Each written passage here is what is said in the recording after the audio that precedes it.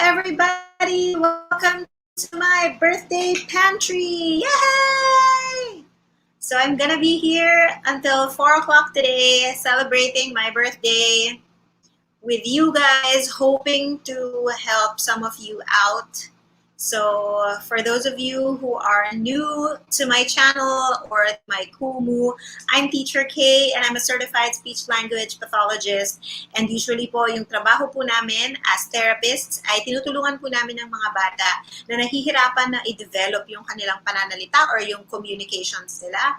So I want to help the parents or household members or caregivers that are around the child para mabigyan po sila ng tulong or matugunan yung mga pangangailangan nila sa bahay. Lalo ngayong pandemya na hindi po tayo makabalik sa mga clinic at therapy centers. So just my little love offering to everyone for my birthday. So hope to be of service. So let me just share my stream to my Facebook, and then I'll get started because I actually already have a question on my Kumu that I would like to get to. But first, let me share this. So thank you for my viewers on YouTube. It keeps saying yung signal ko malabo. So God bless my internet. Am I still going? My gosh, my internet.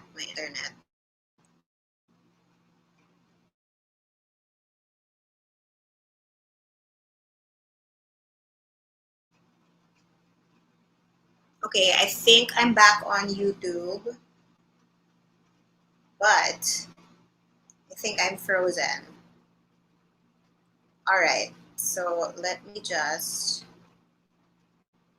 share this. And if you guys have any questions already, i-type niyo lang po sa comment section so that I can get back to it para dire-diretso ko po silang masasagot hanggang 4 p.m. So I'm gonna be here until 4 p.m.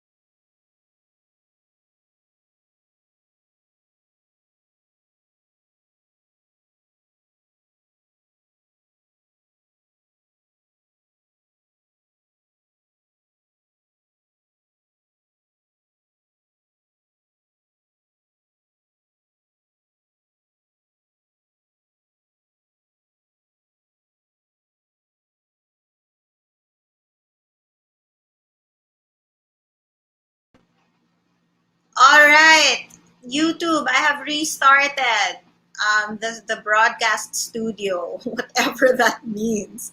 Ay! I hope that I'm already on my... Yay! Did that fix it? Ah! Stress. Okay, guys. Okay, now that it's fixed. Okay, now... Nakita mo ba, Ij? Yay! Thank you guys for the feedback, Svetlana and Leah. Alright, so guys, ayos na pala. Yes. Go na. Go na tayo sa comments. Because I'm only here until 4 o'clock para naman makapetics pa ako on my birthday, di ba? So, yeah. So, ask away. Is anyone here? Ay, nako, nag-black na naman. Oh my gosh. Hello, Cesar. Hello, Teacher K. Says here. If you have a question po, sir, you can just type it so that we can get to it agad. Okay? I'll be here until 4, just waiting. I would. Hey, Edgy, what you eating? Grabe, hindi ako din. Kaya ako nag-aircon kasi pawis na pawis ako, man. Talagang isang balde ng lasagna, girl.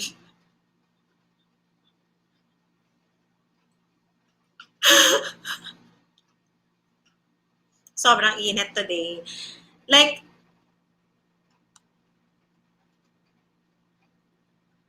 nakakaloka ka. Patayin mo. I-mute mo yung isa. Hello, Wonder Mom.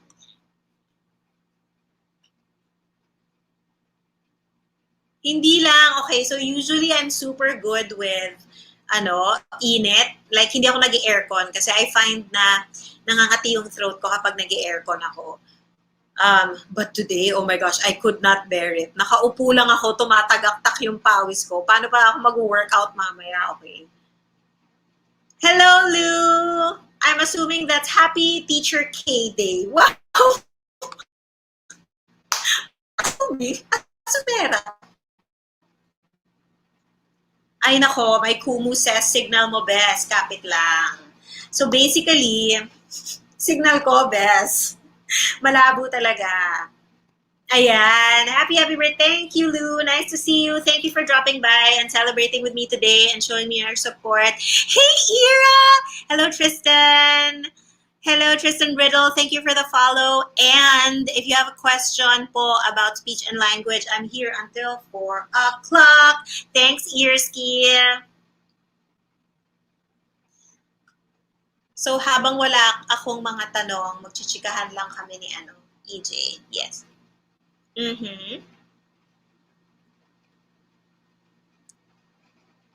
Ano eh?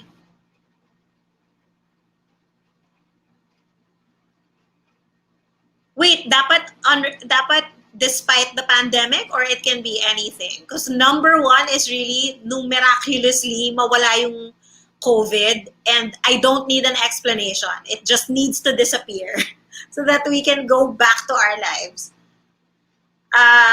Wait lang. Thank you, Miss Darlene Chiki Chua. If you have a question po, I'm here until 4 o'clock about speech and language or anything. Basta masasagot ko. I followed you on Instagram too. Please follow me back there, Constantino Tristan. I'll check you out. Thanks, Tristan. Are you a streamer here also? Are you a singer? Are you not much? Alrighty. Okay, so dahil wala pang nagtatanong, I'm going to ask my friend EJ's question. So for those who are on YouTube now, na wala pang nagtatanong, ayan, meron ng tanong EJ. So hold tayo dyan sa aking birthday wish. Okay, so Wonder Mom asks, okay, I forgot to give the disclaimer at the start of my stream, but so just everyone remembers that these are both Kumu and YouTube streams are both public streams, that you are responsible for your own disclosures. And as a speech language pathologist, as a professional, yung ethical responsibility ko po is kung meron kayo sa akin sabihin in private, yun po, hindi ko divulge, pero anything that you say in the comment section po is your discretion. And you'll be accountable for it. So let's get to this. May 18-month-old po ako na baby girl. Seems like she can understand everything I say. Like nautusan na siya to get something like her shoes and toys. But when I tell her to say something, ayaw niya. Okay, Mommy, can you describe to me kung paano mo na sabing ayaw? Does she also have gestures of rejection? Like kunyari may itanong ka, lalayo ba siya? Does she turn her head away? Because kapag sinabi po nating ayaw, parang may kasamang defiance eh. So baka hindi lang siya understanding. So like iiyak siya when I tell her to say mama, but she can say up, mu, hi, wow. But very few lang. Uy, madami na po ang up, mu, hi, wow. Mumu as in ghost or mu as in cow?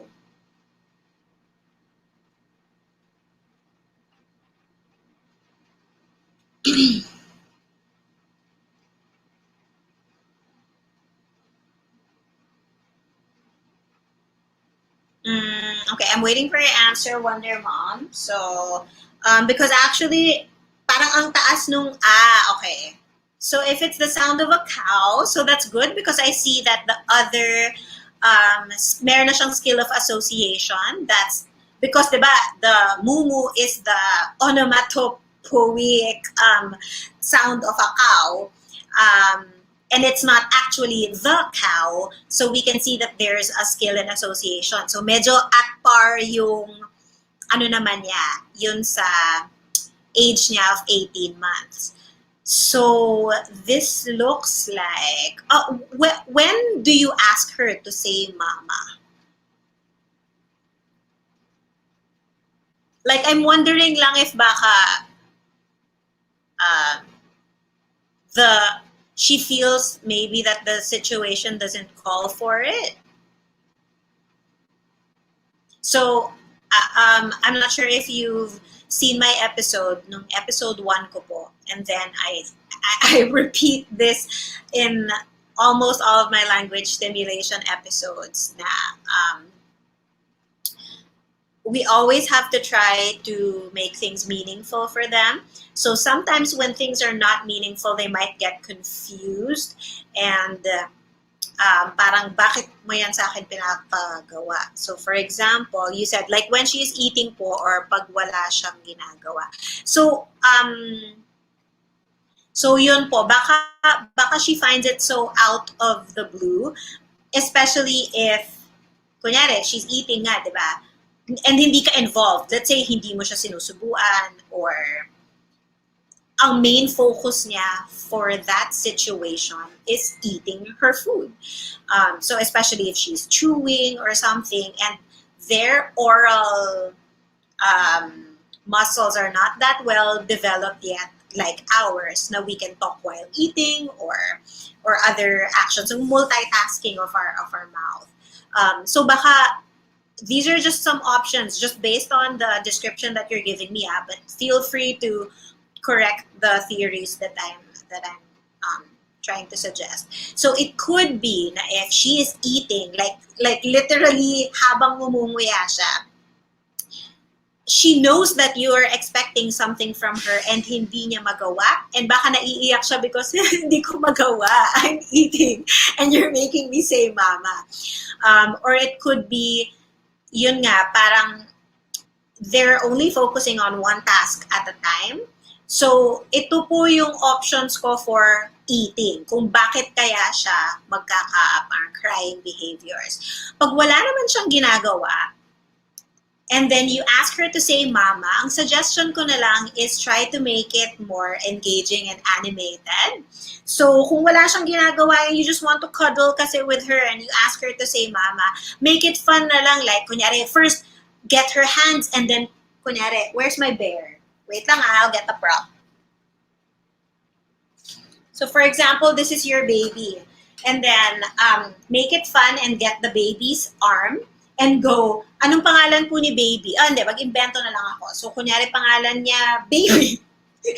Sabi mo, baby! Tapos ituturo mo doon sa bear. Tapos use her hand also to point naman to you, mama! And then paulit-ulit lang, baby, mama, baby. Imbes na, say mama, say mama. Parang we need to think out of the box to present the things that we want them to say. Para to them, it becomes a fun and engaging communicative activity rather than a testing activity na, do this.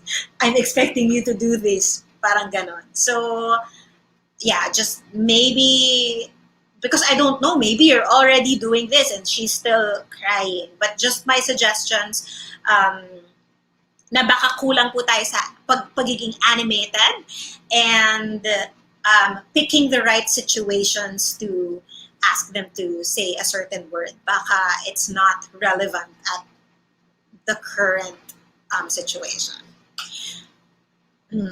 But is it still normal po that she's that way at 18 months? I think paano ba? So at 18 months, tama bang math ko? Manual bilang ko na lang, parang hindi ako magkamali. So 18, yeah, in 6 months, in half a year, she's going to turn 2 years old. So let's just go back to our milestones, which are at 2 years old, they should be starting to combine 2 words together. That means na ang important sa kanila ngayon is just building their repertoire, their vocabulary of single words. Make sure they have 10 to 20 single words that they understand. So I already talked about this also in my other episodes where we can determine what they understand. If, for example, ikaw yung magsabi ng word and they respond appropriately to it, and iba yung words that they can say. So for now, we want to have about 20 words that they understand and about starting to have 10 words that they can say. So, kaya I think in the start of your question, medyo hindi ako nag-worry because words like up, moo, words like up and moo are kind of in the, not in the first few words that they learn So I was just assuming na meron din siyang ibang words na alam pa. Like, alam ba niya ng word for milk? Alam ba niya yung word for, just the other common things around her. So if you can count and if meron na siyang spoken single word vocabulary of about 10, we can relax a little bit. But I see naman that you're just, you want to make sure that they're at par. So just keep doing the language stimulation techniques that I have in my videos on YouTube. And if you haven't subscribed yet, please do. Kasi talaga, I love looking back. I hope it's not narcissistic, but I love looking back at how much information I've already shared on my YouTube.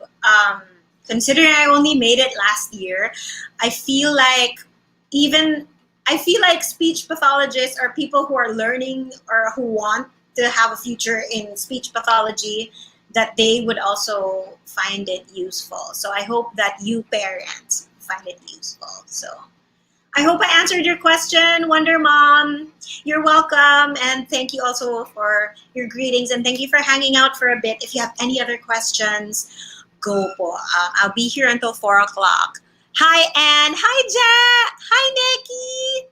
Hi, Maven Winters. So I'm a certified speech language pathologist, and I'll be here until 4 o'clock answering questions about speech and language. Tristan Riddle, where country are you? I'm from the Philippines po. Are you Filipino ba? Okay, back to my YouTube. Yes, as my assistant Edgy. Dr. Pepito. Char. Okay, so I'm gonna go back to YouTube. Andre Miguel Chan says, "Hello, Teacher K. I just want to ask how speech works for us who have dyslexia." Oh, hi, Andre. How old ka na?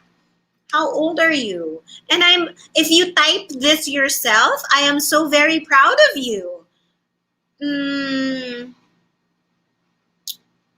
And I'll get to dyslexia once you've given me more information about how old you are, because I just find it so interesting that you were able to type that here.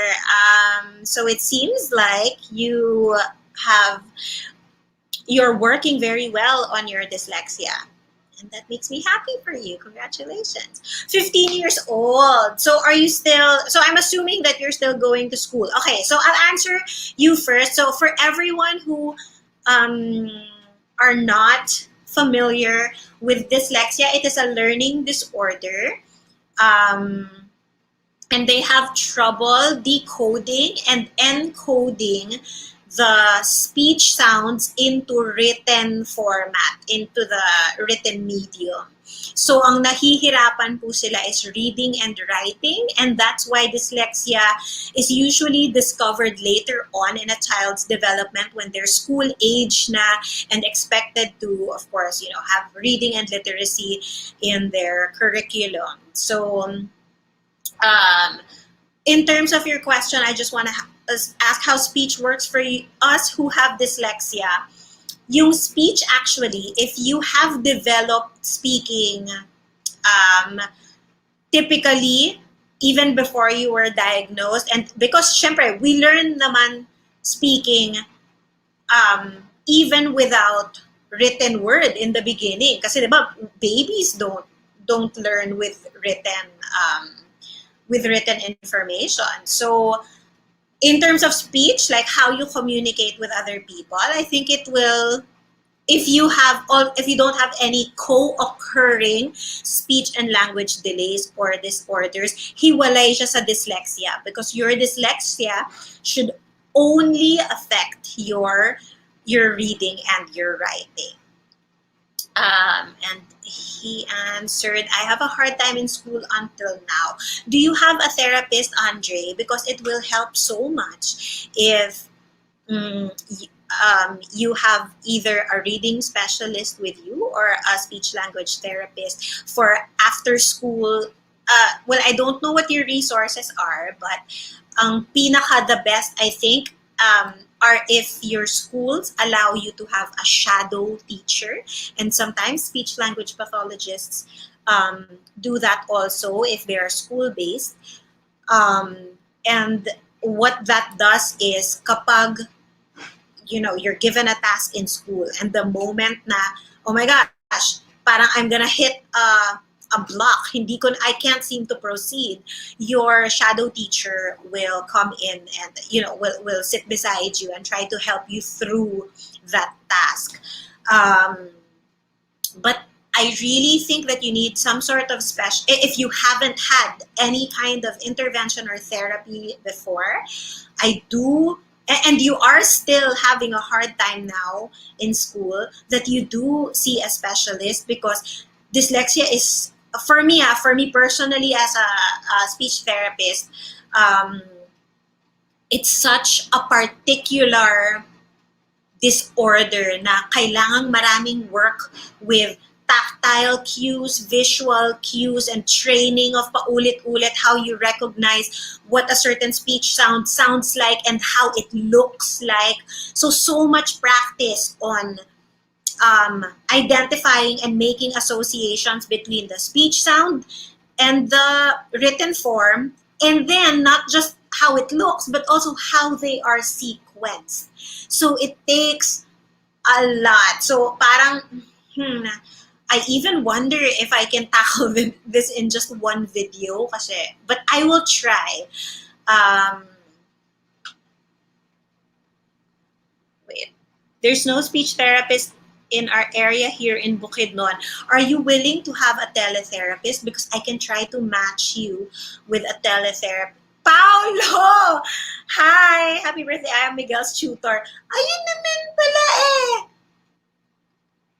I've been calling him Andre. Miguel pala. Ayun naman pala, you have a very capable tutor who used to be my student in call center. Hello, Pao. Hello, Baba. Hello, J. Reese and Aning. Happy birthday, Teacher K. How was your sleep? Sarap, kaso medyo interrupted kasi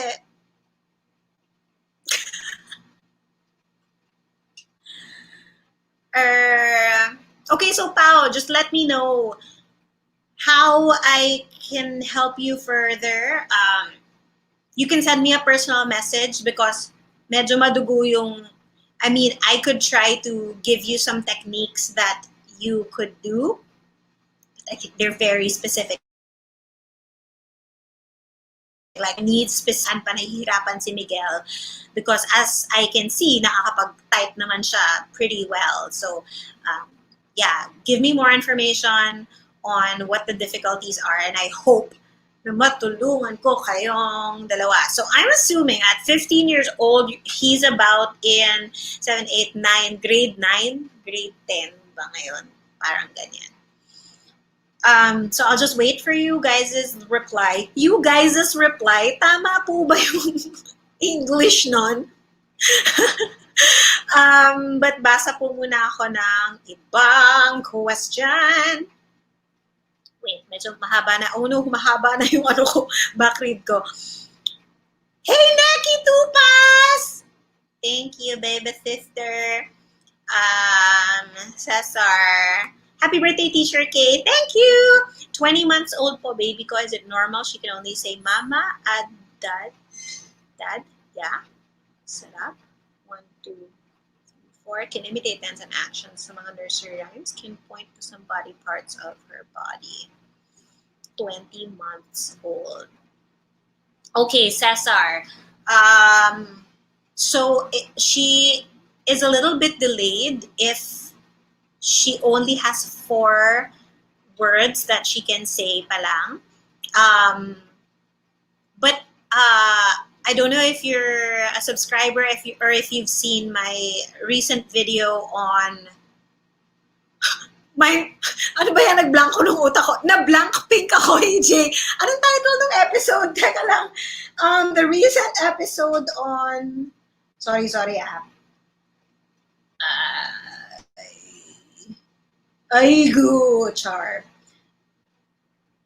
On... Yon. Yung what counts as a word. Yes, yun na nga. Binuksan ko na yung YouTube ko dito sa tabi. I want you to consider na baka there are words that you're not listing. But if I'm going to just go by your description, that there's only 4 words. So meron na po talaga siyang delay because in 4 months, she is turning 2 years old. And I always go back to the milestones na at 2 years old, they should be starting to combine 2 words together. And it's more difficult for them to start combining words together when they have very limited words to choose from. Although they can still naman say things like, kunyari, binigyan ni dad, binigyan mo siya ng food tapos masarap. So pwede niyang sabihin, add up. So word combination pa rin yun. So you can watch out for that if she does start to combine 2 words together. But for now, my advice for you, just like it was for Wonder Mom kanina, is that what we want we want her to develop is a wider range of vocabulary of single words. Para, obviously we always want them to keep learning more words. But it's also not bad that she can imitate actions and do actions in nursery rhymes and point to some part of the body. So that's a good indication na if sobrang consistent na yung recognition nila of those parts of the body and siguro bigyan nyo ng label yung dance. So for example, nung dance ganyan, siguro gawan nyo ng name like shake, hindi shake, ganun, shake. Sabihin natin, up, down, or whatever. And then every time she does that, you give the same label just so ma-associate niya na, oh, every time ginagawa ko, same yung sinasabi ni dad ko. So, it might encourage them to use the label that you are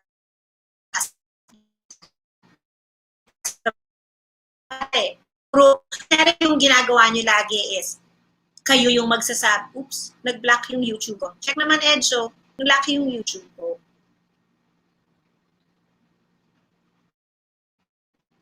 Oh no! Mukhang nag-Grey's Anatomy na si Mama, Char. Eto, am I back? Hello? Hello?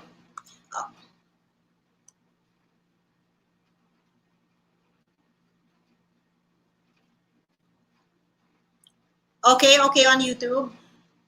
Okay, so, wala pa rin? Okay, so if kunyari your routine is pointing to parts of her body, so for example, sabihin mo, nose, tapos nag-point siya ng nose niya. Tapos, that you go back to the body part, ikaw naman yung mag-point. Tapos tingnan mo siya ng parang na-expect ka. Tapos unti-unti bigyan mo siya ng cues like, no, hanggang ang gusto natin, i-try niyang i-imitate yung word na nose at that special na alam niya in your routine. So I hope that answered your question, Cesar. I'll just move on for now. I'm doing it sequentially, so in case meron kang pahabol na tanong, mababalikan ko naman po siya. So let's get to this first. Alam, my YouTube is not even, ayan. Hi, Teacher K. Hello, Elizabeth. For 4-year-old na bulol pa, but he can express himself well. What can I do? That's so perfect, Elizabeth, because I just had an episode on bulol. Actually, it was the episode this Wednesday.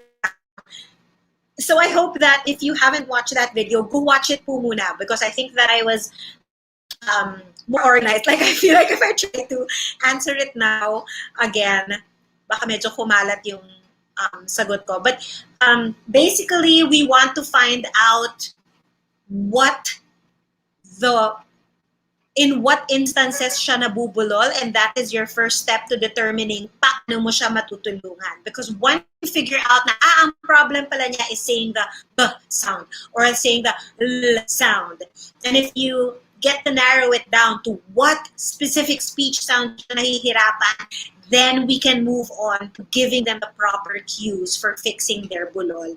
If it is a developmental bulol. And for 4 years old, there really are some sounds na hindi pa nila completely mastered. So you can go back to my, you know what, I'll get the link and I'll reshare it here, just so you can easily find it. So give a few seconds kung tumahimik ako, that means nahihirapan ako mag-multitask. So I'm just gonna pull up the speech sound development chart that I prepared. On YouTube, although nag-open na naman sige, yes please. Ayan, my friend EJ, her ID on YouTube is, what's your ID? I forget. Are you finding there? Are you finding? Okay, so my friend will put the link of the speech sound development chart on my YouTube, and yeah, I hope you can watch the video first and then come back to me. And then if you have figured out what needs figuring out, my next few series episodes are actually going to be how to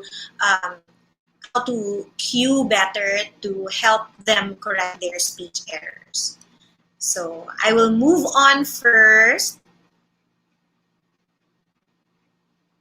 Muli, happy birthday.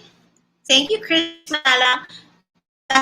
Paano po may natutunan ko para nagabayan ko yung apo ko habang hindi therapy. That makes me so happy. I hope na makapagsusunod kayo, and I will work hard. I will keep working hard to give you more na information sa Thank you for being here and for celebrating and for greeting me. Thank you so much. This is Mama G Diaries. Is it true that boys talk later than girls? My son is 2.4 and can only speak a few clear words, more on bulol. My daughter before speaks a lot more at that age. Okay, so meron pong studies that yes, girls tend to learn how to talk earlier than boys do. But of course, yung mga studies na yan, it just shows parang the average or the greater percentage, ganyan. And we should not discount that there will always be a special case or an exception to these studies. But yes, if no. Hello, EJ. Did you hear what I last said on YouTube?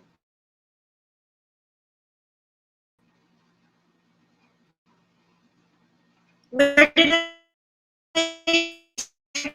on YouTube? My gosh, ang challenge talaga ng internet ko, ha, nakakaloka. Ay, go. So anyway, no problem. I'll just say everything again. It's no problem. I'm here until 4 o'clock. Oh my gosh, mag 3 o'clock na pala. I thought I had so much more time. Wait, okay.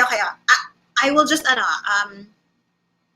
but yes, a very brief answer is that yes, there have been studies that boys do talk later, develop their speaking later than girls.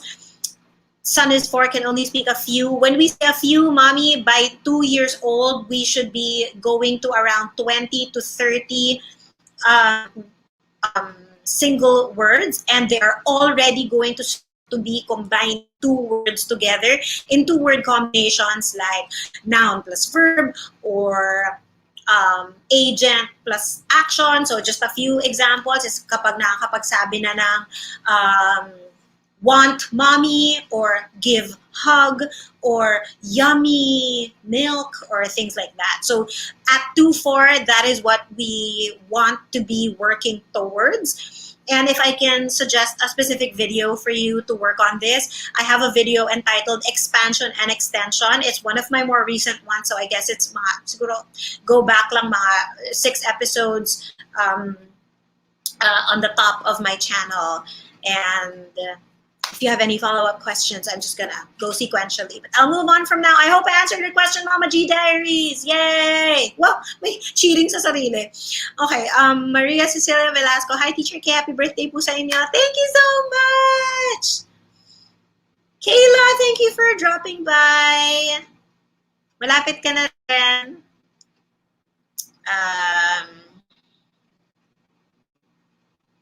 Elizabeth Baluya, for my daughter who's turning 7 soon, has now started reading with her primers. How else can I assist her to kind of speed up her reading skills that would be at par with her age at 7? Turning 7, so they should be already, okay, hindi po kasi ako reading specialist pero sa pagkakaalala ko, nakakapag-read na sila ng short stories by themselves po, di ba? Yun po, like, kunyari, if in a page, siguro mga 20 lines of text. So, can you describe to me how her reading skills are now and why you are worried about her not being at par for her? But just a very generic reading set of suggestions. Always, if she's having trouble connecting sounds of the words, when you are reading together, I suggest that you have a pointer or your finger to always follow along whatever she is reading and to give her actually that habit. So we start doing it by doing it yourself so that she sees how it is done. And then later you teach her that skill of, okay, try mong sundan with your own finger kung saan.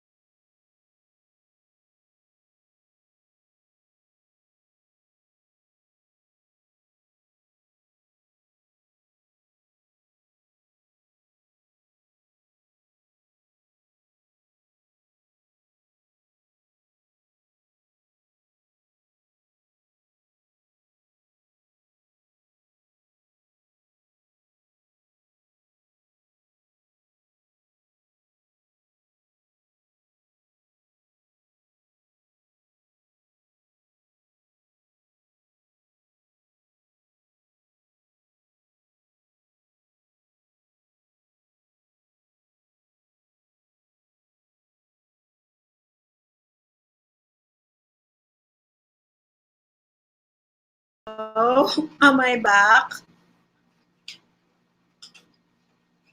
Okay, please check YouTube. Ay, grabe guys. Pag naging successful ako guys, bibili talaga ako ng internet provider. Wow. Yay, okay, Elizabeth. Okay. So getting back to that, once you model the right habit for her, siya naman yung turuan nyo to do it herself. We call that, alam mo, blank pink day talaga. Nabublanko ko.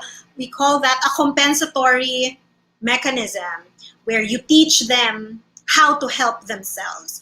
So because pointing while reading helps them give association of the visual representation of how the sounds look like in written form, and then the way that sometimes they change kapag connected sila to other sounds. So it's always just a lot of practice.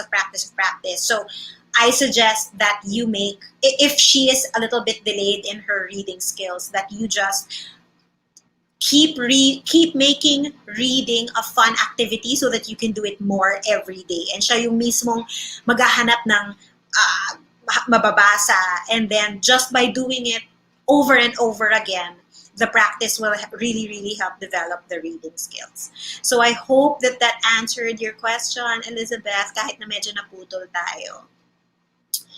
Okay, just back reading.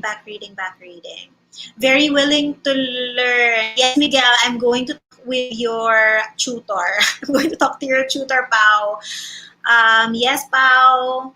I'll wait for your message. And yes, your mom helps you also, grade 8. Okay, I'll keep that. I'll try to keep that in mind. But when you message me, can you give those details again? Because sometimes when I read so many concerns from different people, it's very hard to keep track. So help me out, please be understanding. And that goes for everybody. Oh, do we? Okay. Okay. Ang tagal na ng backread ko kasi ang dami-dami kong signal mo, bes, kapit lang sunod-sunod. Ay, hi, Ani. Hindi ko makita, Edge. Sobrang layo na ba?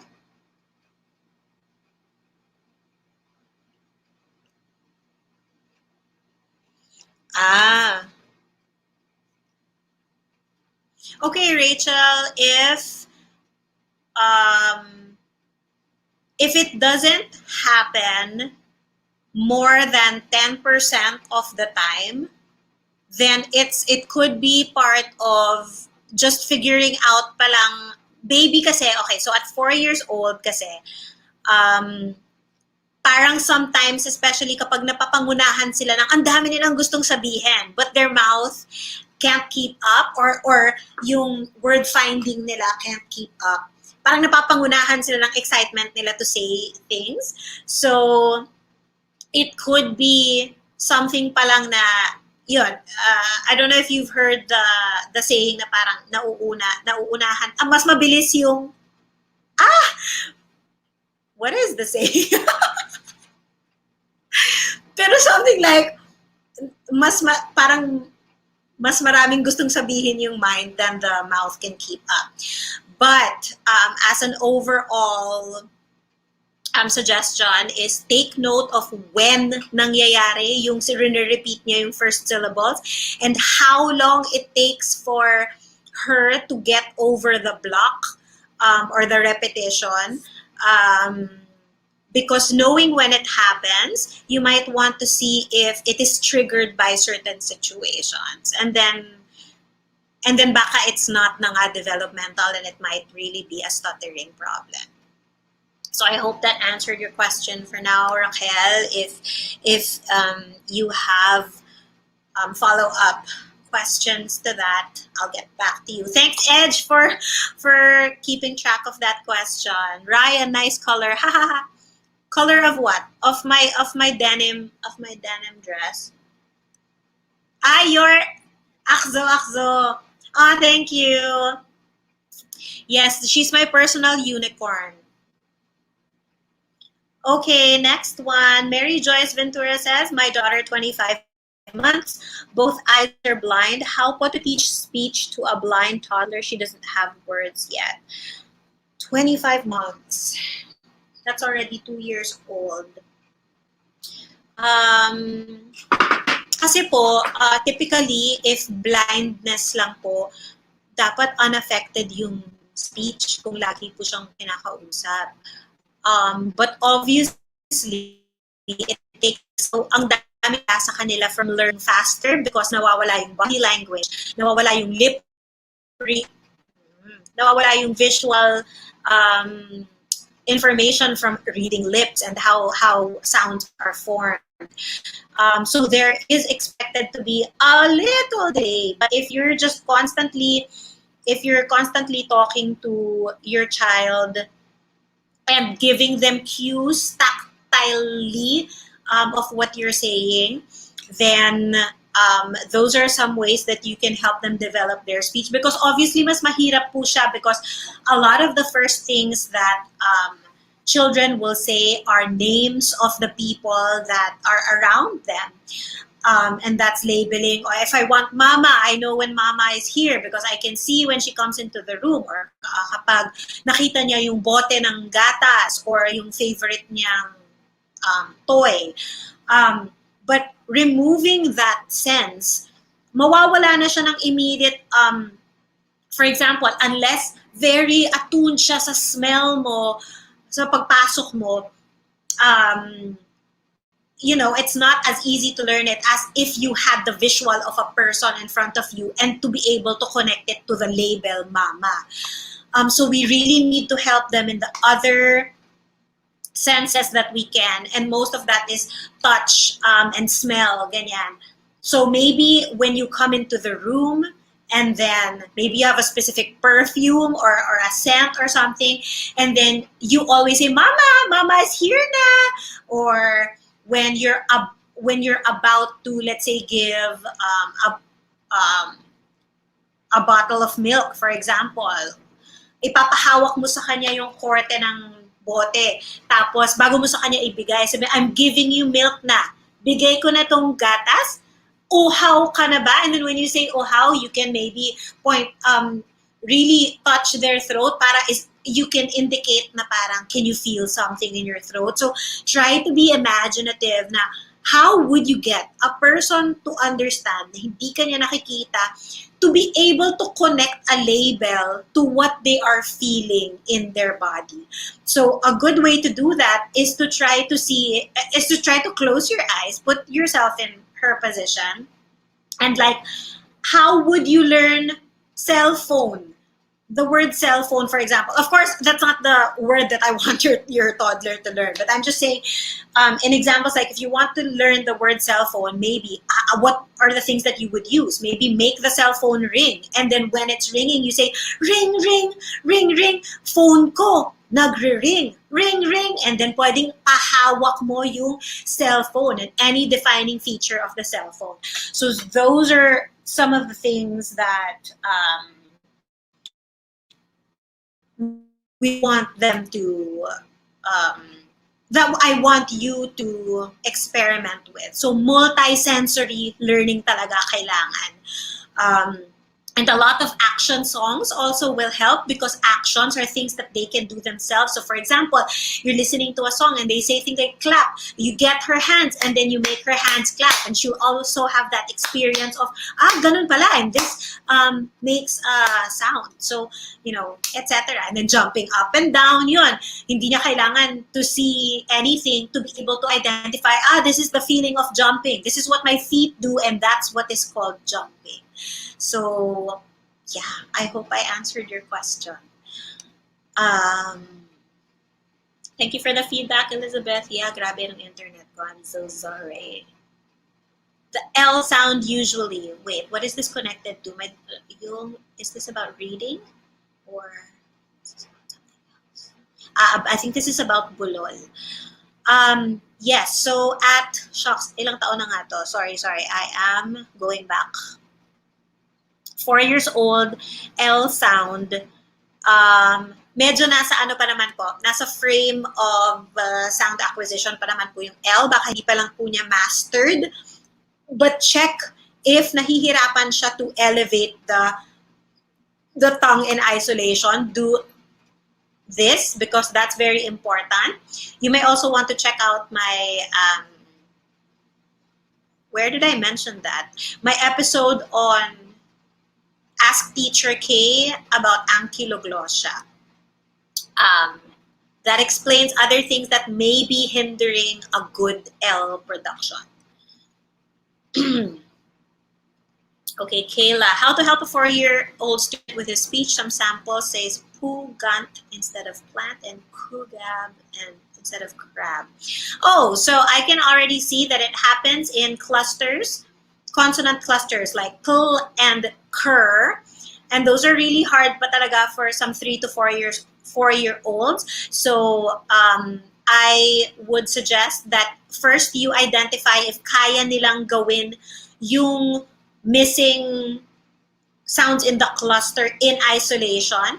So mukhang ang nawawala dito is the L and the R, and both of them are tongue elevation and retraction movements. So baka nahihirapan tong batang to with lifting and retracting the tongue. So check first if it's something structural. Then if not, make sure to always give visual cues of how you are doing it and what actions are expected of them. Make sure also that they're already aware of the parts of their tongue because we want them to focus on the touching of the tip of their tongue. So for L, it should be just behind the upper set of teeth. And for R, it's retracted. Parang kung ito yung tip ng tongue mo, medyo kailangan nakaganon yung tongue for R. Once you can see that they've done those in isolation, then you can focus on chaining the sounds of the clusters. Pl, pl, pl. Kailangan i-slow mo nyo yun, or para mag-get nila na, oh, okay, ito pala yung required movements na hindi ko nagagawa. And then just keep practicing and practicing. And dahil 4 years old na, there might be some letter recognition na. It would be nice to pair that with visuals of letters. And when you're chaining, to have a P and an L and drills where you're showing that you're connecting until you get to the L. So those are just some of the tips that I have for that. I hope I answered your question, folks. Eileen Coracha, happy birthday, Miss K. Thank you. Tips, strategies on teaching alphabets at 18 months old po. Salamat po. Okay, I've said this in a lot of my episodes and live streams where I actually don't think the alphabet is super relevant for an 18-month-old because they're not expected to start reading at like 3, 5, or 4 years old, depending on their interest. But of course, we want to ready them for academic preparedness. Syempre, kapag pinaghahandaan natin yung pupunta na sila to school.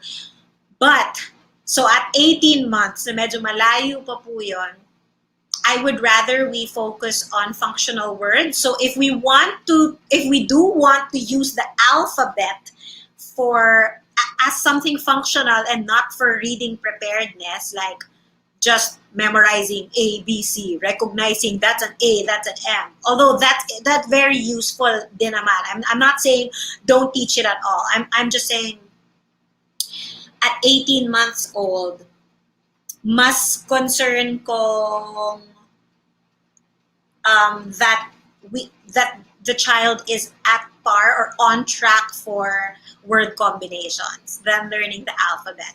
But just to answer your question, a lot of animated activities. So if you have puzzle pieces of the alphabet or a printout of the alphabet, make sure na yung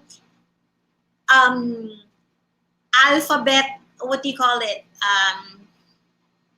Corresponding words nyo to the alphabet are meaningful for the child. So medyo natatawa ako minsan na nasa stuck pa rin tayo sa A, apple, when I don't think a lot of Filipino households actually have apple on a regular basis in their houses.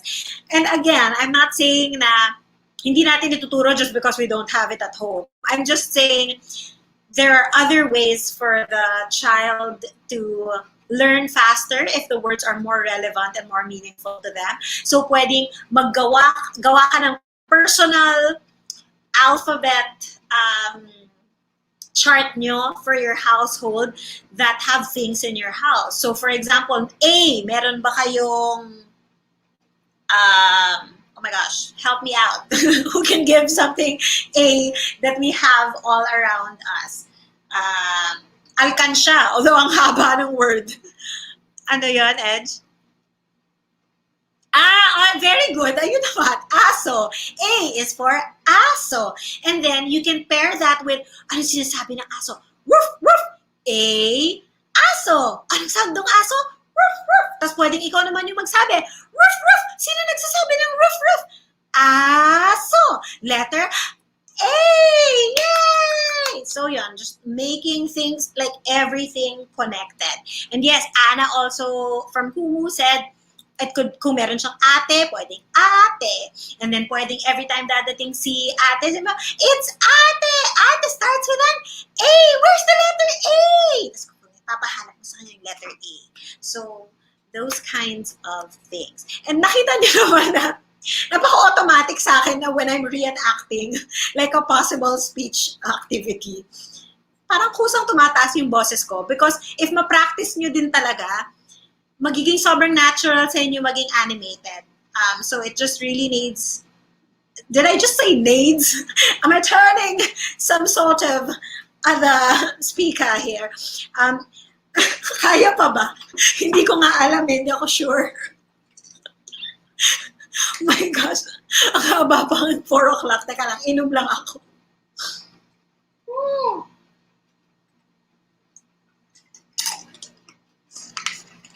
Sarap. Oh my gosh, ang sarap. Okay, next. Mark, happy birthday, Teacher K. Thank you. Just started speech therapy for my daughter. So far, we have had 5 sessions and paulit-ulit po yung tasks like go up and down the stairs, jump up and get this. Ganun po ba talaga?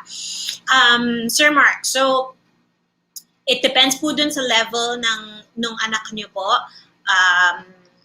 Kasi if very, kunyari, we're starting with 0, like absolutely non-verbal, then we do need a lot of repetition of the tasks. But if you feel like there is not much progress, you may coordinate with your therapist and say, what if next time go up and down chair naman? Or, you know, something that you know that your daughter will be more interested in. So don't be afraid po to give feedback to your therapist because you know your children best. They're only presenting techniques that we know works. So that's a lot of repetition nga of the same tasks para nasasanay yung anak nyo sa routine, because setting up a routine is very important. And to learn, let's say, the word list na tina-target niya. So possibly gusto niyang matutunan ng anak niyo yung up, down, hanggang ma-generalize niya yun into up and down for other things, like pointing up kapag sinabi niyong, look at the sky, or down when you want to say, bababa na kayo, for example.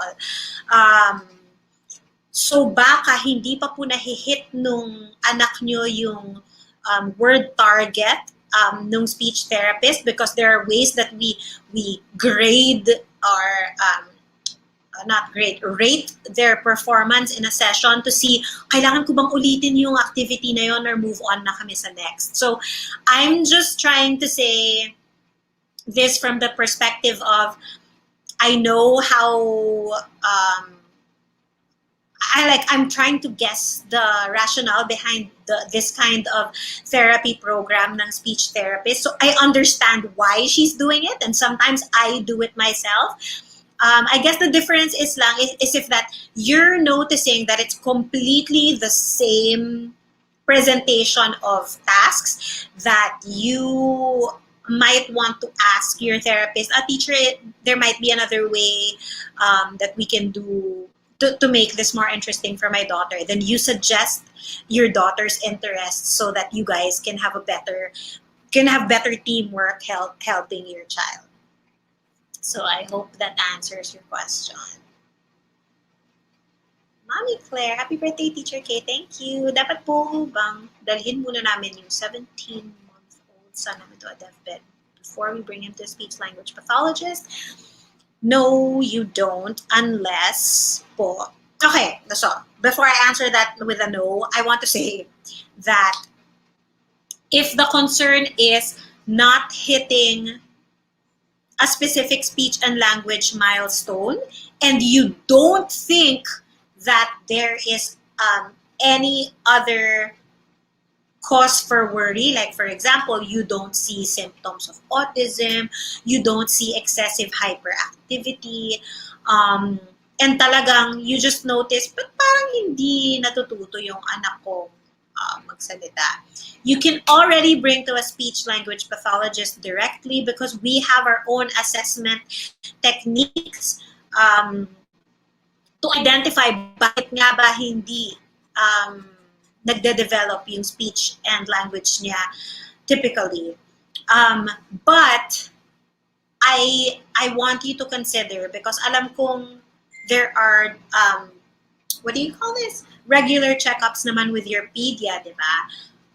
Please mention on your next checkup to your pedia na parang ito po yung mga kulang, such, may ganito po siyang behaviors, because then siya yung makakapagsabi if it might be red flags for something else that might be an underlying cause for the speech language problem, or something else. So yun naman po, yes, definitely bring them to a DevPed. And then, if kailangan nga talaga ng speech and language therapist, sila din naman po yung magre-refer sa inyo to an SLP. But the short answer is, no, you may go directly to your speech language pathologist. I suggest lang po na when you do, you have what your child's difficulties are para kapag tinanong ka ng therapist. Oh no, na-disconnect na naman ako. So that when you are asked by your therapist, ano po yung problema, then you kind of can defend of, ganito po nung ginagawa niya kapag such and such. It makes it so much easier for us to get a better picture of your child's skills when you have a lot of observations about them. So, i-mention ko lang na parang there have been at least 2 mommies who messaged me on Facebook. Ang haba ng description nila ng anak nila. Tapos they were so apologetic. They were saying, I'm so sorry, ang dami kong sinabi. And then I just had to reply to them, don't apologize because it actually has made giving my clinical impression so much easier if you give me so much details about your children rather than may problema yung anak ko. And then, I don't know where to begin. So, I'll have to ask, dun po matatagalan because I'll have to ask you pa, ano, kailan nangyayari, ano nang nagagawa. So, it's so much more efficient when you go for a consult with not just me, but any other professional, if you know what the difficulties are, when they happen, and things like that. So, don't apologize. I love it. I love to see na kilalang-kilala nyo yung mga anak nyo. And it also, I mean, it's not that I judge the people who don't describe their children. Obviously, I'd give them guide questions and how to probe for the problem. But it especially warms my heart kapag napaka-specific ng description ng mga bata. Tapos parang nai-imagine ko lang na wala, parang must feel ko yung bond ng parents dun sa children nila.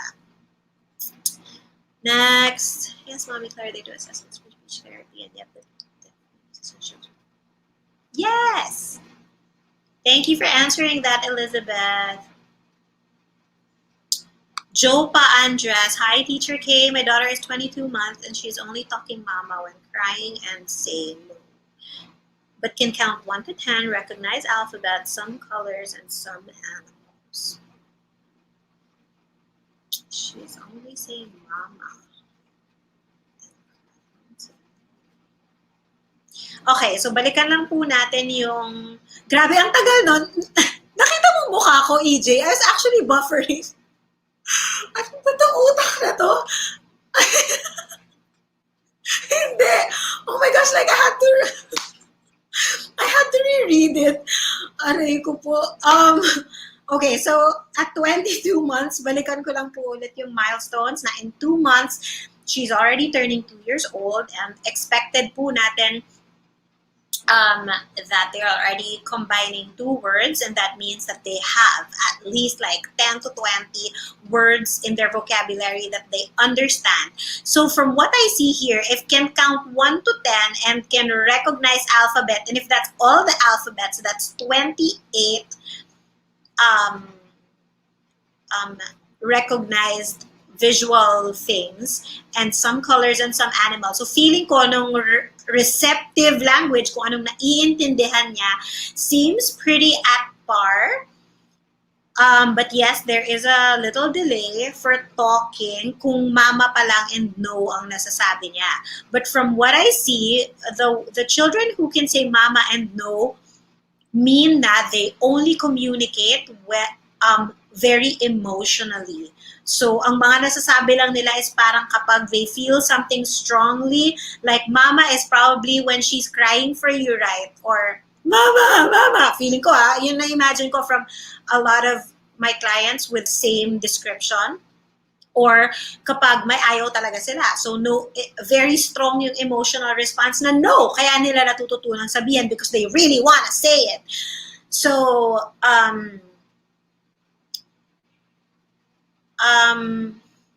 okay. Sometimes lang, I have an impression that some children na nahihilig sa alphabet and numbers, and it's like I said, hindi kasi siya natural things for children to gravitate toward. syempre, mas expected natin na mag-gravitate sila sa mga cars or other open-ended toys like or pots and connecting toys and blocks and stuff like that. So yung parang sometimes when I hear and this is just my thinking, okay? So I hope that you don't think I'm diagnosing anything, but when I hear these characteristics kasi na they zone in on alphabet at a very young age, 22 months pa lang, baka parang they're sort of like parang an irregular interest in something na hindi regularly nagugustuhan ng mga bata. You might want to see if they're exhibiting other behaviors like rigidity and other things. I'm asking this because sometimes rigidity is a symptom of something deeper. And it really hinders them from learning outside. Yun at yun lang nung titingnan nila. For example, kung latagan mo sila ng iba't ibang toys, dun at dun lang sila nakafocus sa alphabet. Minsan concerning po yung behavior na ganon. But for my suggestion for you is to really expand her other vocabulary. So, medyo itago na po muna natin yung numbers and alphabet. And try to make them play with more open-ended toys. Because dun po sa open-ended toys, we can teach so many words that I feel like could also be emotional for them. Like, if they're coloring something and you can make statements like, wow! And that's also an emotional word. Or for example, nagpe-pretend cooking kayo. Tapos kunwari may natapon and you can say, ah! Hala! And they can learn the word hala. Diba, Ana? Lol.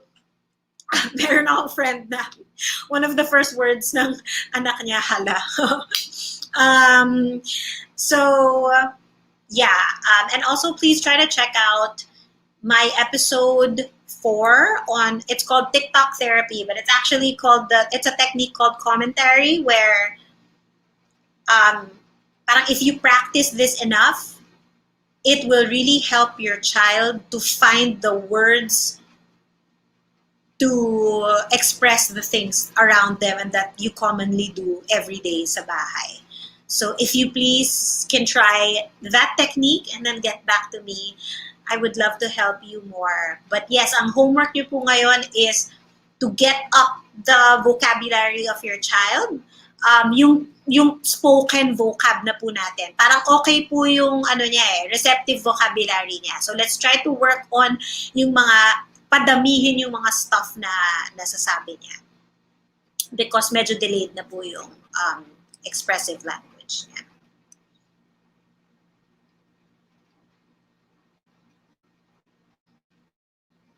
Okay, looking for the next.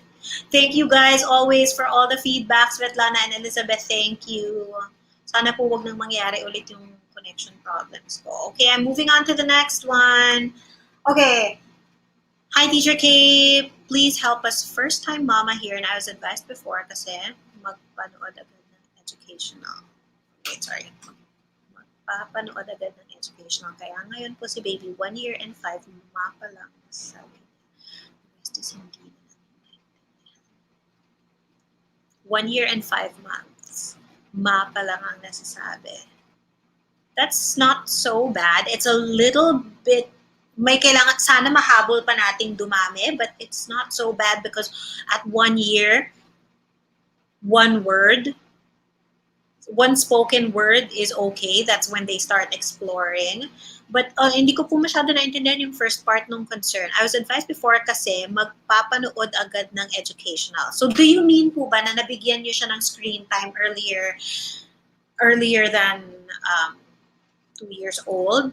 So if that's the case, I'm just trying to understand po yung background.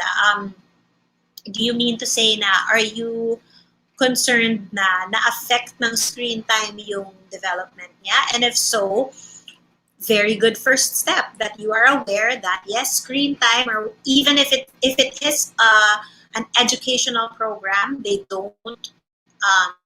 Watching videos does something to the children's brains. It affects their attention and behavior, and their attention and behavior are very important for learning things around them, and that includes talking and communicating. So if I were to give advice, is that at 1 year, so 1 year and 5 months siya ngayon, if you can afford to do it with your time, please po tanggalin niyo na po lahat ng screen time sa kanya para po mabilisan nating madagdagan yung vocabulary niya ng nasasabi. But dahil wala po sa description nyo, please, oh my gosh, ito nagbabuffer na naman ako. Dahil wala sa description nyo, please observe kung ano pa po yung words na na-recognize ng baby nyo. So, because now you've just said na meron siyang one word na nasasabi, but it's also as important to check ilan na yung words na naiintindihan niya kapag sinabi sa kanya. And I noticed that your account name is Baby and Toddler Educational Songs. So it's okay to make your children listen to music. It is completely different from having them watch things. When we talk about screen time, it's usually kapag nakababad yung mga bata alone with the screen, especially for long periods of time. So I hope that answered your question, because so just to give you homework, the same episode that I gave to the previous questioner, episode 4 po I think would help you at this stage, and possibly episode 8 about obstacles and opportunities for communication. So I hope you guys can subscribe to my YouTube channel and follow me on Facebook and Instagram. I'm not ending yet. I'm just naalala ko lang. My friend has advised me to sporadically say and remind people to subscribe to my channel, but I'm so irresponsible. So sabihin ko na lang ngayon for the first time after 1.5 hours. Thanks Anna for my happy birthday. I'm Teacher K. I'm a certified speech language pathologist. If you haven't yet subscribed, please go to YouTube and subscribe to Teacher K Talks. And then you may also, no, not you may, please also follow and like na rin po yung Facebook and Instagram accounts ko po, where I sometimes hold giveaways and give more information that are not mine so that I can reshare other things that I find useful. Also on my Instagram, I follow only other relevant accounts. So I think I follow 3 developmental pediatricians there. For those who may want to have consults, you may look for them on my followed list and you may contact them directly. I also have other speech language therapists who provide activities and activity materials for children if you just want to buy activity kits. What else? And who are my other I'm connected with a pediatric dentist if any of you need that also. So yes, it would help me so much, guys. Hindi ko masyado naintindihan yung algorithm rules ng YouTube, but from my understanding is that the more people who are subscribed or follow or like and engage with the posts, there's more chances po na mas lalawak yung reach ng information ko. So, yun na lang po ang pa-birthday gift niyo po sa akin, is if you can keep sharing. If I have helped you in any way, please do share it with your other friends. It would really spread this information to other people who need it. So, oh my gosh, thank you, Julius. Thank you. Someone just sent me lechon on Kumu. Woohoo! So Elizabeth, thank you for the tips, Teacher K. Happiest birthday. Thank you. Thank you for hanging out. If you have to go, that's no problem. But I love that you guys are staying. Thank you for celebrating with me. Hi, Teacher K. Happy birthday. Thank you, Jackie Lou. Tala ang bato. How to handle the tantrums po pag kumakanta tapos po tinigil mo, nagagalit at nagwawala na po. Every time po ba kumakanta? Or is it a specific song? Because this might be lang po kasi, to me, for me, yung mga ganyan pong behavior, ng mga medyo mahirap tigilin sa kanilang mga routine, could be a red flag for autism. So you might want to check out my autism video just to see if there are other red flags that you observe. But I am not saying that your child has autism po. I'm just saying I want you to be informed that this type of rigidity may be a symptom of that. But for how to handle the tantrums, it's experimental po talaga per child. Even I do trial and error when I first meet a child and how to deal with their... Ayun na naman yung YouTube ko. Bye, Char. Wait ko lang po mag-reconnect. Okay, so how to handle yung trial and error ko po usually is, so ang first na tinatry ko is i-comfort ko. So kapag nag-tantrum, sabihin, okay, it's I'm just asking you to stop singing kasi ka-time ng kumain, for example, or for whatever reason. So basta patahan lang, patahan. So handle with touch or comfort. Yung next, kapag hindi nag-work yun, kunyari, tinatry mong i-hug or i-calm with touch, tapos medyo nakakasakit na sila, then I try to do the wait. Hintayin ko lang po. So, wala akong gagawin. Sabihin, i-acknowledge ko lang na nakikita kong umiiyak ka. Basta always acknowledge that they are doing something and why you think they are doing it. Na, tinigil kitang kumanta kasi time ng kumain or kailangan ng maligo or kailangan ng matulog or something or masyadong maingay, magigising si baby. So try to put the reason kung bakit mo siya tinigil from doing something. And then sabihin mo, okay, hahayaan lang kitang umiyak pero kapag ready ka na, pwede mo akong puntahan sa kabilang kwarto or something. Just always, of course, when you leave the child, make sure na hindi niya masasaktan yung sarili niya, like hindi naman niya iumpog yung head niya sa wall or sa floor or anything. So, I hope that answered your question. Wala po kasi masyadong information, so I'm just responding based on how you guys describe it to me. Happy birthday, Ms. K. Please upload more vids for us. Thank you. I do hope I will work harder. Fighting, Char. I will work harder for everyone so that I can give you guys more information that's not helpful for your households. Yay, Kayla. Sorry, what? Go. Yeah.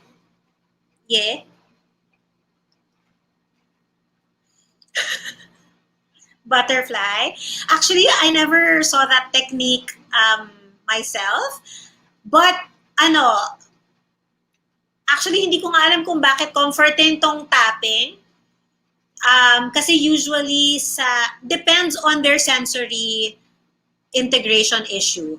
So, I would think it could work for some children. This is a very rhythmic pattern. It could be calming kapag, for people on YouTube, tinanong ako ng friend kong si EJ na with regard to yung tantrums and how to calm them with touch. Sinight lang niya yung isang Kdrama na It's Okay to Not Be Okay, na parang yung isang tinuro sa kanyang coping mechanism is to cross their arms and then to tap their shoulder. Tapos ang tawag daw dito ay butterfly hug or something. Na, again, unless kilala nyo na and alam nyo kung ano yung sensory integration issue ng anak nyo, hindi ko alam, hindi ko masasabi kung mag-work ito for everyone. But the way that I see it is because tapping like this is very rhythmic. It provides some sort of regularity. I could see why it would work for some people. But a lot of people also, parang madalas, ang pinakamadalas na tinatry ko is firm hug.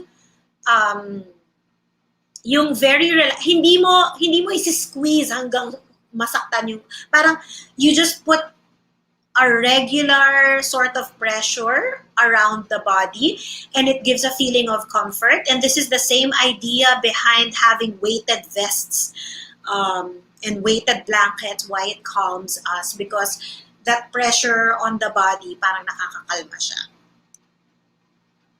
I hope that answered your question, Edgy. KKKK.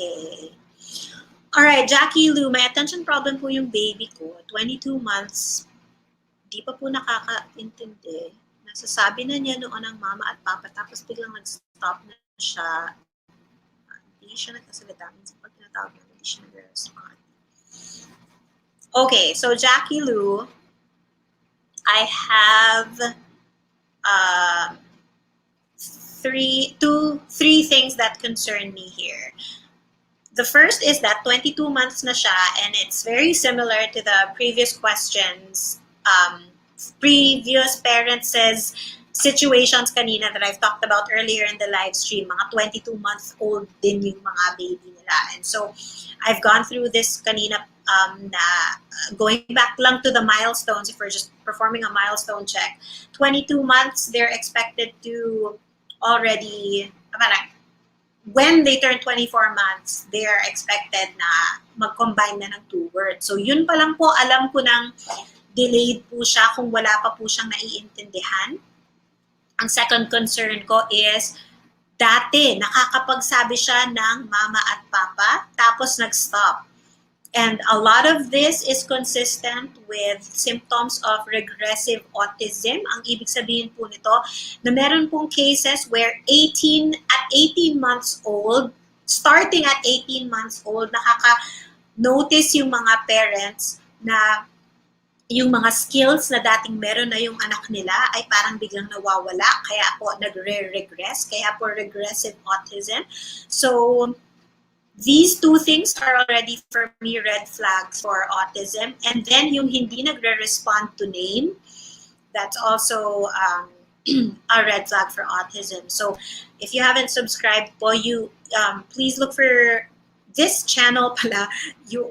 We're on this channel nga pala. What am I talking about? Please find on this channel a 2-part episode on autism. First is the definition of what is autism, and then the next what's this, like a personal account of my friend who has a brother who was diagnosed with autism. So 6 of the signs that your child may have autism. And please don't hesitate to message me after on Facebook if you need my help, or just if you notice anything else. And I suggest po na you already contact a developmental pediatrician and have an assessment with them.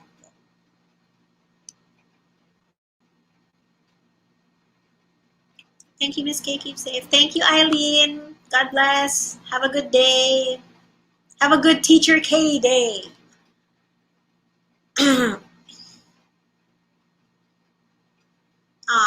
Yes, you're welcome, Mommy Claire. Yes, I love it. Don't we have a nice community here? I'm so glad that you guys are also learning from each other. Thank you, Mitzi, for my halo. Okay, so Jocelyn says, hello, Teacher K, happy birthday. Thank you.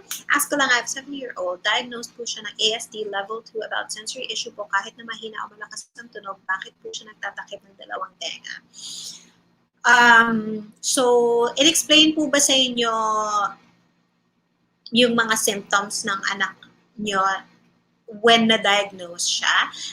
And kailan po siya na-diagnose ng autism? But even before you give me additional information, explain ko lang about sensory integration issues. So this is actually in my episode about autism, where I explained where to a typically developing individual, our brains work very properly to send the right signals of, like, this is a light touch.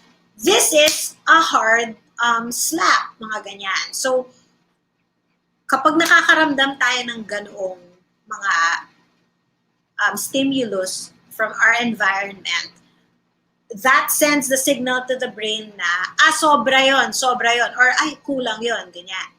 If someone has a sensory integration issue, nagkakamali yung sounds and pagkakaintindi ng brain sa nare-receive niya from the environment.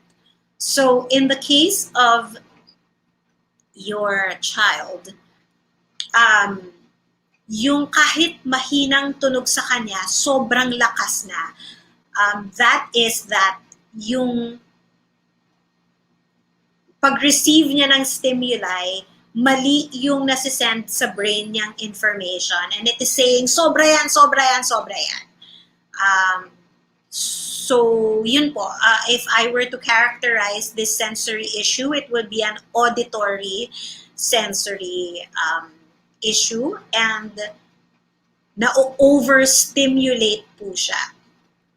Meron pong kabaliktaran nito where meron namang mga children na understimulated at ang symptoms po nun ay nagsisik sila noong sensory stimulus na yon. So for example, yung mga batang laging gusto namang naka-headphones tas sobrang lakas ng music, understimulated naman sila. Mali rin yung pagka-send nung katawan nila sa brain ng information na kahit sobrang lakas na sa kanila, steady lang, sakto lang. So those are the explanations for sensory issues. The way that we usually manage this behavior, because we cannot, it's very hard to change the way that they feel about it. So I guess, number one, we try to avoid the triggers. If alam na nating we're going to a place with a certain sound level, maybe dalhan nyo na sila ng something takip sa tenga, ganyan, because we don't want to trigger them for something that they cannot handle yet. But if we were to work together with it, baka pwede natin silang i-train and find na, okay, today magpapatugtog ako ng ganitong level. Oh, okay, sa anak ko yung ganitong level ng music. The next day, up mo ng konti. Tingnan mo kung magre-react na. Kung nag-react, play it lang siguro for like 5 minutes or something, and then you can remove the stimuli. So parang desensitization, the same thing that we do with children that we want to manage allergies, ganyan, before they turn a certain age. So it's something kind of like that. I hope I answered your question. Time check lang, it's 3:46. Oh my gosh, and I still have to announce the winner of my Instagram giveaway.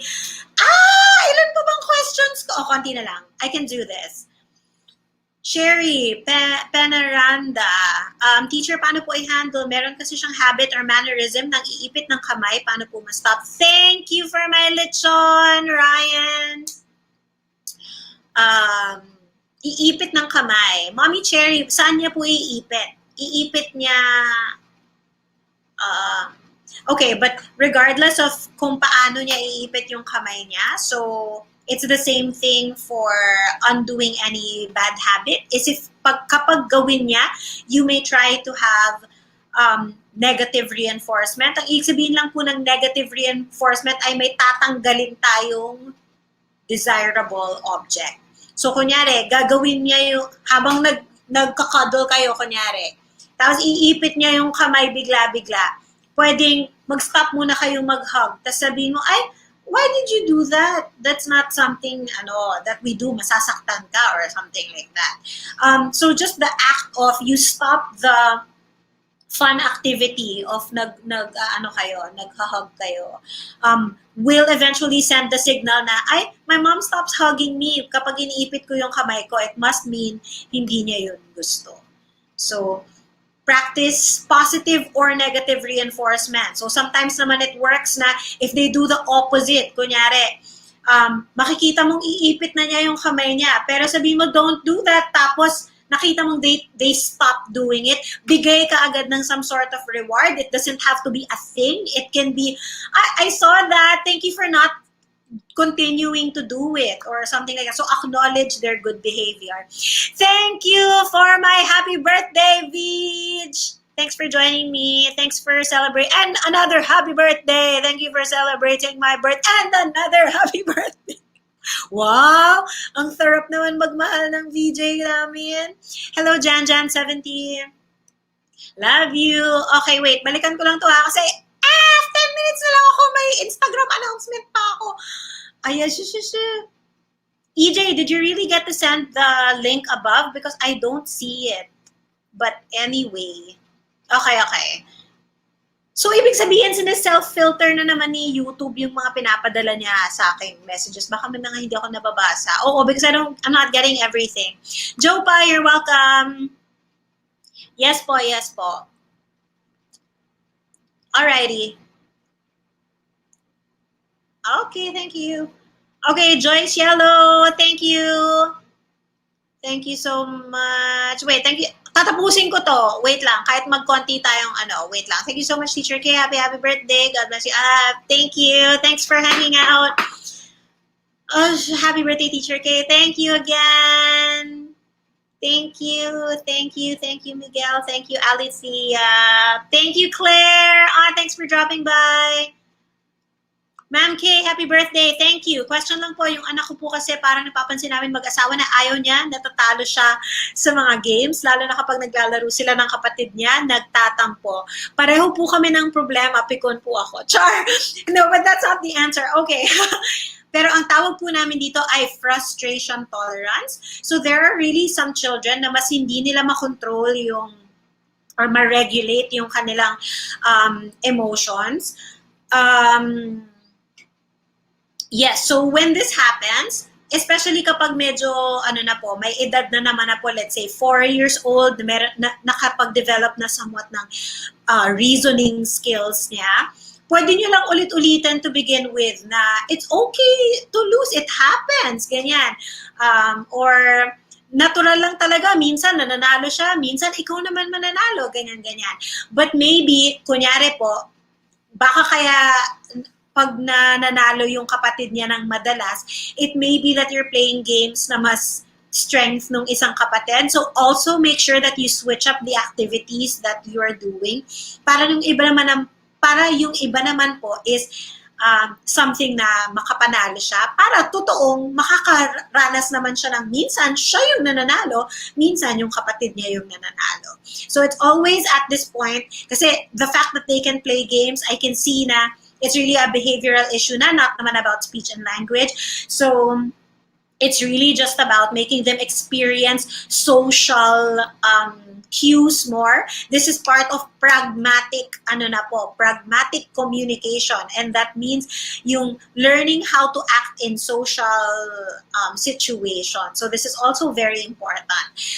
And then give him cues lang na siguro i-prime nyo, makikita nyo siguro na matatalo na siya. You can also prime him na manalo or matalo, 'di ba? Magaling naman tayong lahat and we all had fun, ganyan. So it's really how you present the activity, and make sure pag nakikita nyo mapipikon po talaga yung bata, wag na po natin masyadong i-end, because there are some parents that think, mas lalo kong i-DDN para masanay siya. Parang feeling ko hindi siya healthy sa emotional development nila. So I suggest priming and trying to appeal to yung level of reasoning na meron sila. Nagagalit siya. He's turning 6 na ngayong month. Diagnosed with ASD yung 4 years old siya. Plus there's also an ASD component. So mas nahihirapan po talaga sila with social cues. This is actually one of the very important things about ASD is meron po talaga silang difficulties with social communication. So all the more practice lang din po yan, and learning how to explain to him na that's what games are. Parang they are chats, mga ganyan. You're welcome, Ja. Thanks for always being here. Iniipit niya yung kamay sa legs. Mo or niya? Okay, but whatever the action is po, same co-advice sa'yo is to apply either positive or negative reinforcement. Aqua-ostic. Teacher K, ano po yung learning and language disorder? A language disorder is kapag po, okay, there can be a language delay and a language disorder. When we talk about a language delay, ang nakikita po natin is parang, usually po, kasi po, developmentally, makikita natin kung nahuhuli sila sa pag-check ng mga milestones nila. Pero it could be because of something in the environment, something that we're not doing or providing for them, hindi sila nakakausap, the involvement of screen time. So all these external factors could contribute to a language delay. Kapag po, parang medyo magkalayo po yung... So when we look at a language delay, usually halos magkalapit lang yung expressive and receptive language nila. Meaning, roughly the same age range. Yung mga naiintindihan nila at yung mga nasasabi nila. So for example, 3 years old siya, pero both yung receptive and expressive language niya ay nasa mga 1.5 years old. So parang pwede natin silang isabay to catch up. And so we can classify that as a language delay. Pero sabihin natin, 4 years old na siya at yung receptive language niya ay nasa 3 and 8 months. Pero yung expressive language niya nasa 1 year old. Medyo malayo yung expressive and receptive language ages nila and yung skills na napepresent nila. Medyo makikita natin na parang hindi na ata developmentally appropriate yung ganun kalayo yung skills difference nila from what they understand to what they can say. And so we classify that as a disorder na parang we need to find what is causing this disconnect na hindi siya makapag-express kahit na may marami siyang naiintindihan. So that's the difference. And then for learning disorders, usually these are the ones that are diagnosed with school-age children. So these include things like dyscalculia, which is nahihirapan to recognize numbers and quantitative concepts, dyslexia, which is a difficulty understanding speech sounds and how they appear in written form, and specific language disorders, mga ganyan. So medyo malawak pa po yun. But thank you for reminding me that there is this topic to talk about. I could make a video about the difference between a language delay and a language disorder. Thank you. I think I'll do that next week. Para madali. Thank you. Thank you for your suggestion, Aqua Ostic. But I'm very curious why you asked that. If you want to share it. Jocelyn, you're welcome. Thank you for being here. Lou Diala, teacher, kay ask ko lang if necessary ba ngayon ay pa-check si LO sa deathbed. Alam mo, Lou, ikaw lang ata ang nakapagturo sa akin yung LO na yan. Nakakahiya talaga ako. But anyway, alam ko na siya ngayon, little one.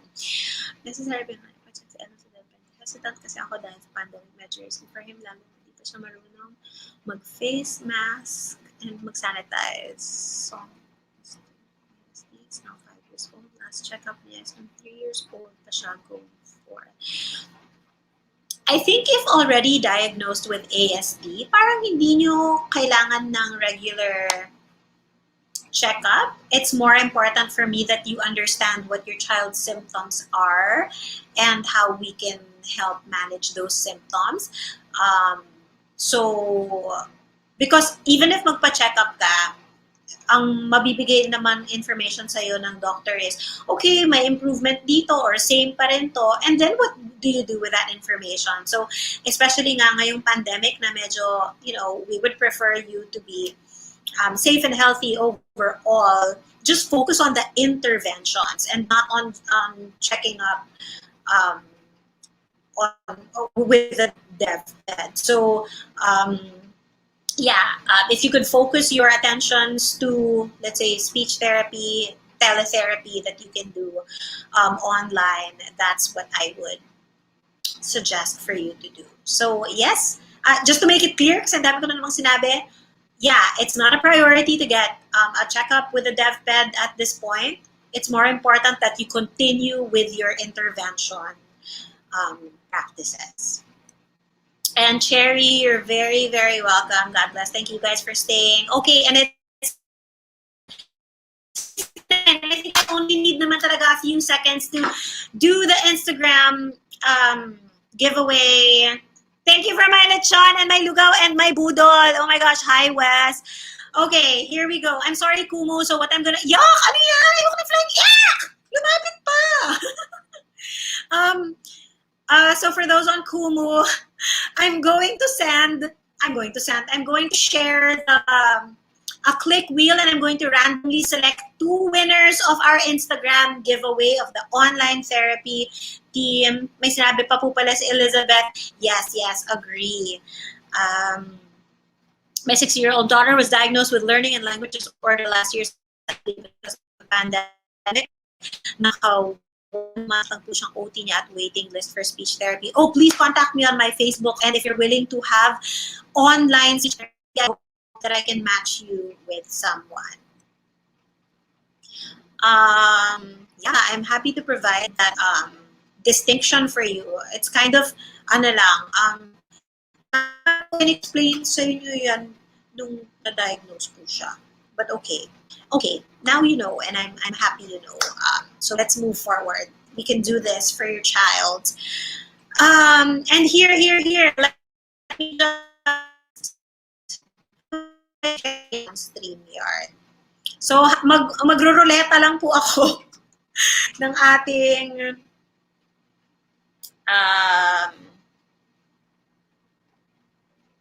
bakit entire screen? Di makikita. Wala naman ako itinatago. Okay. So I'm going to share the ruleta, and I'm going to spin it twice to find our winners.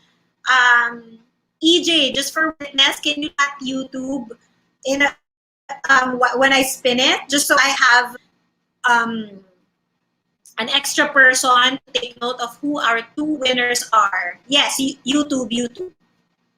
I'm going to share it. Okay, I go. You see the spinner?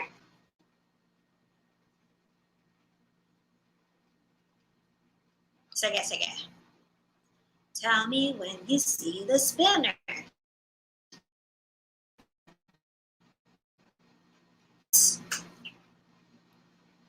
Now I'm frozen. Hello?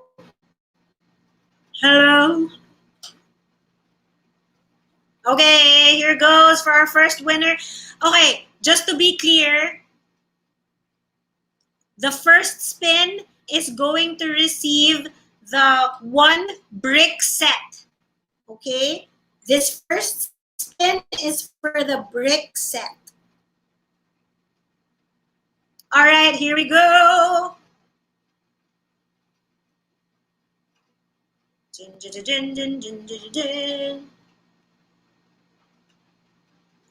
And the winner of our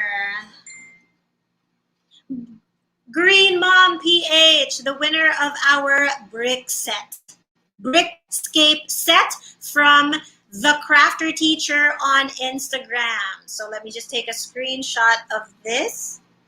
How do I do that? Congratulations, isa lang. Congratulations for winning the Brickscape set from the Crafter Teacher and OT Crate. All right, and for this next spin, it is for the mini object set, the very newest product of the Crafter Teacher, but also brought to you by me, OT Crate, and the Crafter Teacher. So here we go. This is for the mini object set. Sana naririnig nyo, meron siyang clicking sound dito para talagang ano. And this one goes to Holly Parrot. Cute ng name. Holly Parrot. Okay. So these are our... Alright, congratulations, Holly Parrot and Green Mom PH. And thank you guys for hanging out with me until the very end of this stream. Thank you for being here. Thank you for everyone who stayed. For you guys on Kumu, thank you for all your gifts and for staying. Hi, Timsky. I'm sorry you just got here. But I'm closing my stream. Thank you for my happy birthday, guys. And for my budol, please don't send another e-pes. Stop it.